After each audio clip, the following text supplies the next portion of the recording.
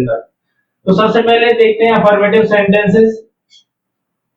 तो affirmative sentences का जो बेस होता है, यानी जो टेंस का फंडामेंटल होता है, जो फंडा होता है उसको बनाने का, टेंस को बनाने का, वो क्या होता है हमारा जो एक्टिव का जो एक्टिव आता है हमारे आगे, वो होता है subject plus verb second form and object. यानी सब्जेक्ट होता है उसमें वर्ब सेकंड फॉर्म लगी होती है और ऑब्जेक्ट दिया होता है। तो देखिए पैसिव वॉइस किस प्रकार से बनाते हैं। तो देखिए मैंने आपको जब प्रेजेंट इंडेफिनिट कराया था, जब बोला था, तो उसमें समझाया था जो ऑब्जेक्ट होता है उसको हम आगे लेकर आते हैं, यानी कि आगे रखते हैं, उसको बनाते हैं क्या, new subject.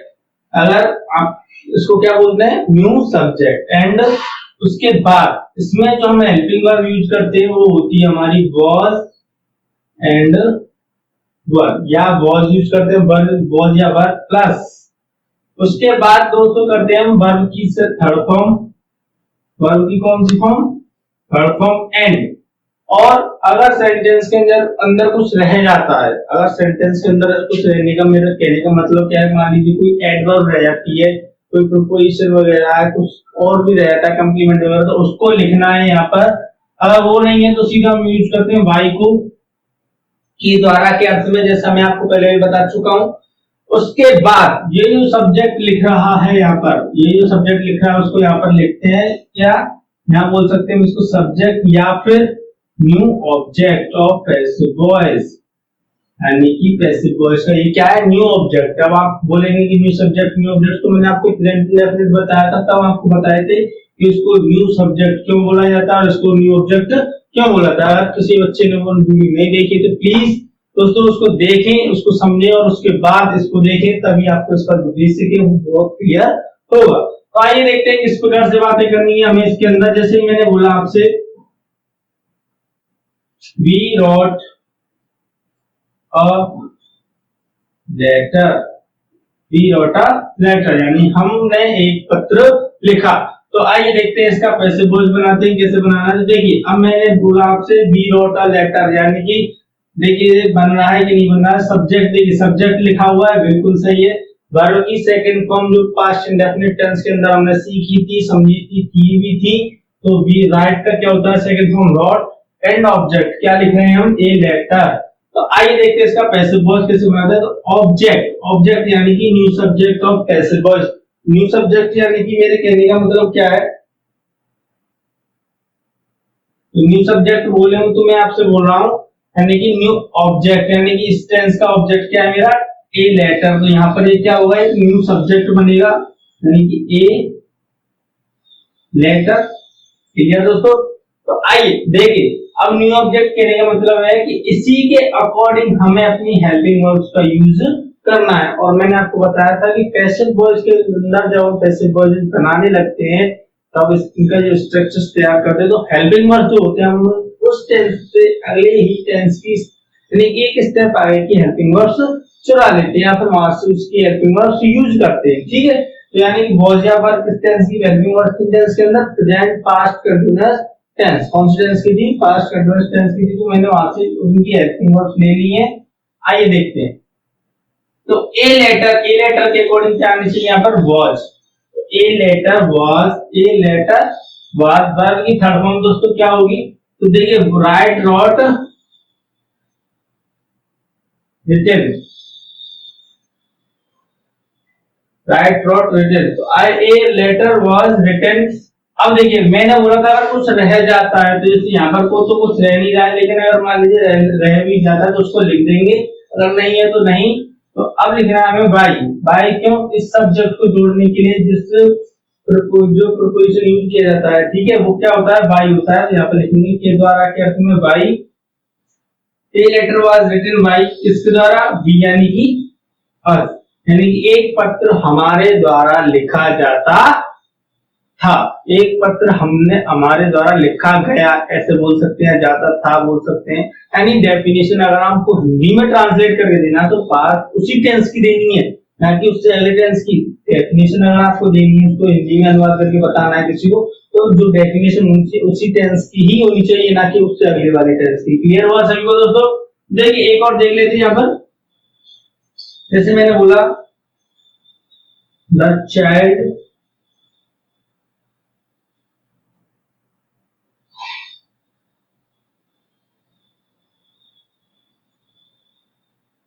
Made a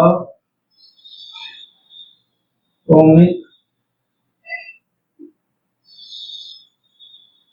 picture, child made a comic picture, यानी बच्चे ने एक मजाकिया टाइप की तस्वीर बनाई। तो देखते हैं कैसे बनाना है इसको। तो इसके लिए हमें सबसे पहले यहाँ से उठाना अपना ऑब्जेक्ट, जो क्या है, न्यू सब्जेक्ट है हमारे किसका, पैसिव वॉइस का। तो यहाँ पर क्या होना चाहिए, ए कॉमिक पिक्चर,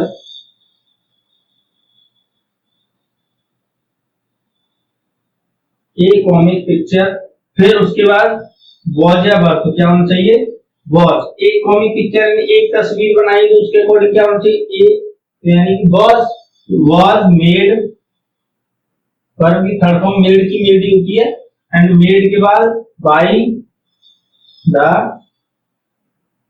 चाइल्ड। अगर मान लीजिए यहाँ पर कोई नाउन आ जाता है, नाउन जैसे ये भी नाउन है, नाउन तो क्या ठीक है, लेकिन नाम से मतलब है मेरा क्या आ जाता है, नाम आ जाता है, तो नाम का नाम लिख दिया जाएगा। Clear.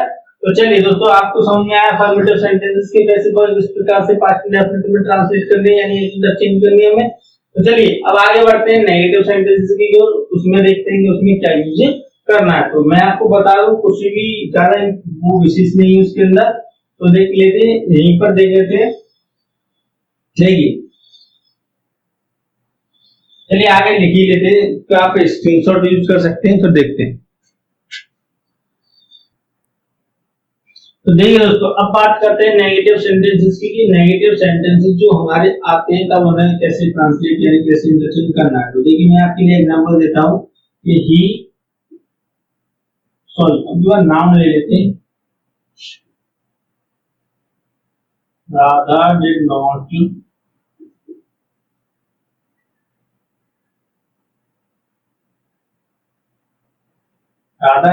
Cook the food, Radha did not cook the food, यानी राधा खाना नहीं पकाती, या हम बोल सकते हैं राधा ने खाना नहीं पकाया। तो किस प्रकार से बनाएंगे दोस्तों, देखिए सबसे पहले ऑब्जेक्ट यानी द फूड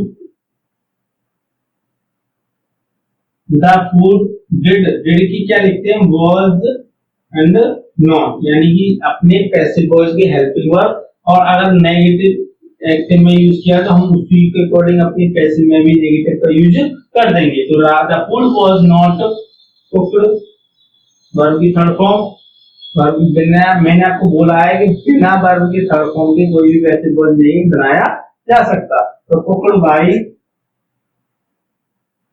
राधा।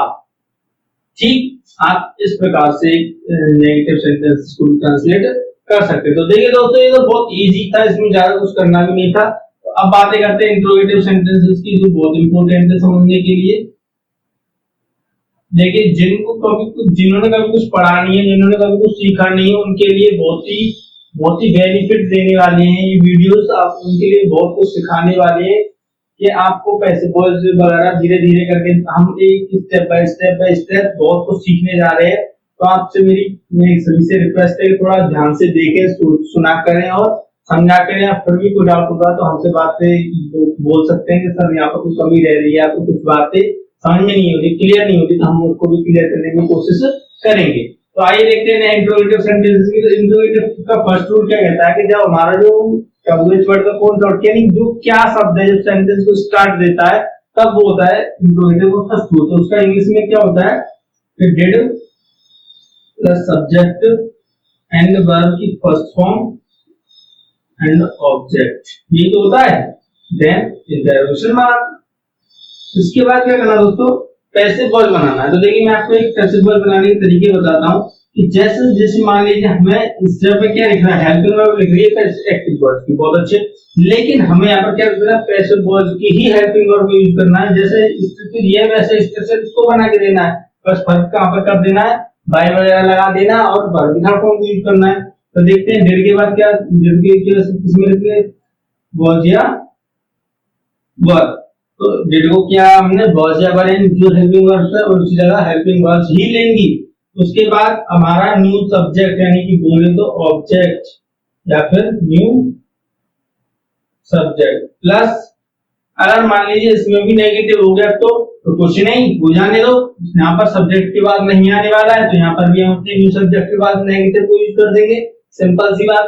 तो आइए देखते हैं उसके बाद वर्ब की third form and was verb plus new object, verb की थर्ड फॉर्म अगर कुछ रह जाता है तो ठीक, नहीं तो बाय लगाकर हम लिख देंगे अपने न्यू ऑब्जेक्ट को यानी कि सब्जेक्ट को, और इंट्रोगेशन चिन्ह यूज कर देंगे। देखते हैं कैसे, जैसे मैंने आपके लिए लिखा did you complete your task, did you complete your task, क्या तुमने अपना जो कार्य था वह पूरा किया। तो अब इसको बनाना है कि इसके बनाना कैसे, कैसे वर्क कैसे करना, तो योर टास्क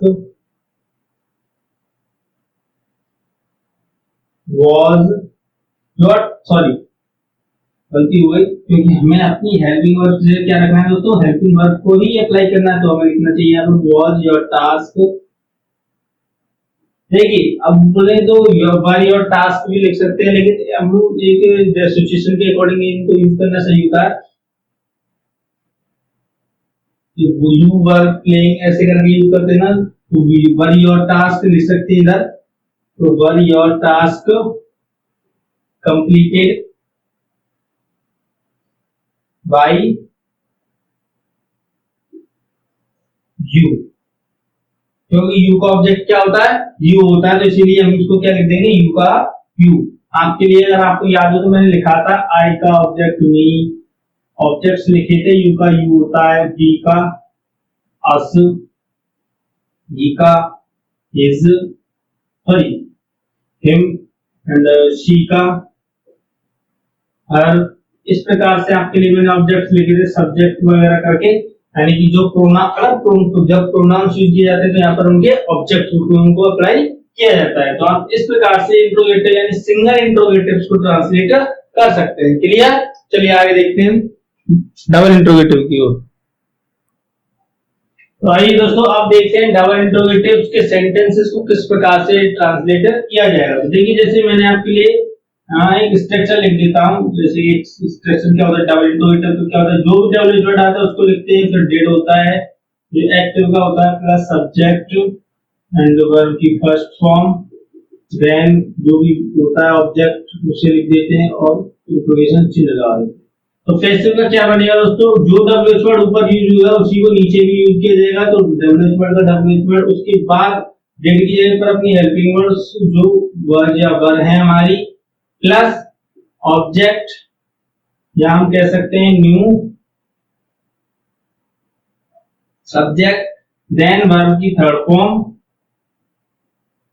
एंड अगर कुछ रह गया तो ठीक, नहीं तो बाई प्लस यहाँ पर सब्जेक्ट या फिर बोले तो हम क्या new object,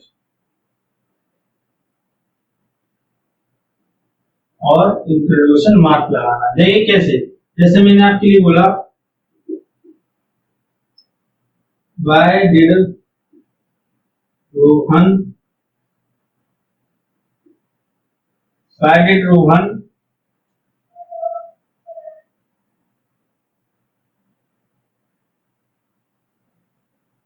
play this game, why did Rohan play this game, Rohan इस खेल को क्यों खेला, ठीक, रोहन इस खेल को क्यों खेला या क्यों खेलता था। तो आइए देखते हैं कैसे बनाते हैं इसको। सबसे पहले देखिए जो डब्ल्यूएच वर्ड यूज हुआ उसी को सेम टू सेम यूज करना है हमें यहाँ पर, तो वाई का वाई यूज करना है, और डेड की जगह पर क्या यूज करना है, अपनी हेल्पिंग वर्ड, तो अपने ऑब्जेक्ट के अकॉर्डिंग, यानी दिस गेम इज सिंगुलर तो हम यूज करेंगे was this game, why was this game played, why was this game played यानी वर्ब की थर्ड फॉर्म को यूज किया। अब अगर कुछ रह गया है तो ठीक, नहीं तो क्या यूज करना है बाय और सब्जेक्ट यानी न्यू ऑब्जेक्ट को अप्लाई करना है, तो न्यू ऑब्जेक्ट यानी नाम है यहाँ पर, तो नाम का कुछ भी यूज नहीं होता, चेंज नहीं होता, तो सेम टू सेम दिया जाता है।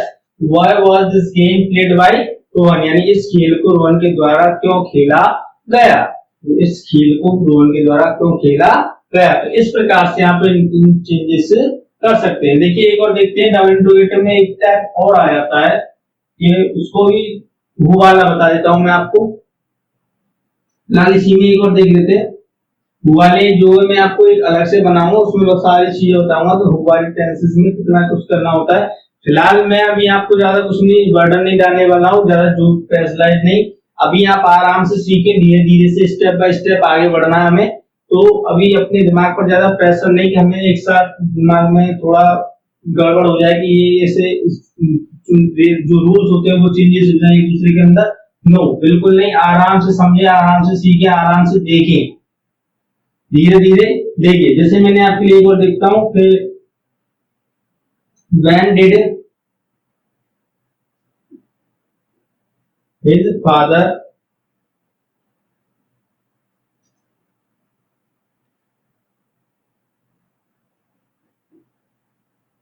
teach us उर्दू, यानी उसके पिताजी हमें उर्दू कब पढ़ा, कब पढ़ाया, उसके पिताजी ने हमें उर्दू कब पढ़ाया। तो आइए देखते हैं इसका कैसे बनाते हैं। तो क्या यूज करेंगे, सबसे पहले जो डब्ल्यूएच वर्ड है उसको डब्ल्यूएच वर्ड की तरह ही लिख देंगे, वैन का वैन। तो वैन डिड की जगह पर जो अपनी हेल्पिंग वर्ड्स है उसको यूज करेंगे, बट अपने ऑब्जेक्ट के अकॉर्डिंग। तो हमारे पास ऑब्जेक्ट्स हैं दो, यानी कि एक डायरेक्ट एंड इनडायरेक्ट। आप पर हमारी जो नियम होता है वो क्या कहता है, किसी एक ऑब्जेक्ट को आप उठा सकते हैं, तो आपका मन करता है उसको ले सकते हैं, उसको उठा सकते हैं, तो उर्दू को वहीं छोड़ देंगे, अगर उर्दू को लेना है तो उसको वहीं छोड़ देंगे। यानी कि हम लिखते हैं व्हेन वाज, अगर मैं उर्दू को उठाता हूं तो वाज, और इसे उठाता हूं तो वर। जो भी आपको अच्छा लगे, अगर इसे उठाएंगे तो वी बना देंगे यहाँ पर, और नहीं तो इसको वहीं दे देंगे, ठीक है। तो व्हेन वाज उर्दू, ठीक, व्हेन वाज उर्दू, वर्ब की थर्ड फॉर्म टॉट। अब जो हमने वही छोड़ा ऑब्जेक्ट उसको लिख देंगे टॉट अस बाई। जैसे मैं आपसे बोलता हूँ ना, तो बाई से पहले जो रह जाता है उसे लिख लीजिए, जैसे मैंने यहाँ पर अस को लिख दिया, तो इसी प्रकार बोलता हूं मैं, तो बाय हिज फादर। क्लियर सभी को दोस्तों।